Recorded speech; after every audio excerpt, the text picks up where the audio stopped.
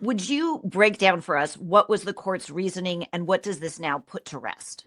Yeah, I mean, one step too far, but man, it was a near run thing. I guess, I had walked out of the oral arguments back in April thinking that this was actually going to be pretty decisive and emphatic. And, we got emphatic. We didn't really get decisive. I mean, the court ruled 6-3 that President Trump's executive order is unlawful. And so that was clear. And it was Chief Justice John Roberts, joined by Justices Brett Kavanaugh, Amy Coney Barrett, and of course, the 3 Democratic appointees.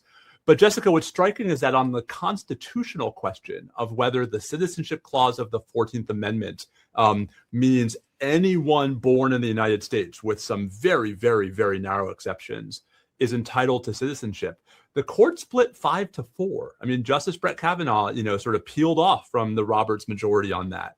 And I guess, I'm not surprised by the majority opinion. I mean, it said all the things we expected, that this was the original understanding of the citizenship clause when it was adopted in 1868, entirely to overrule the Dred Scott ruling.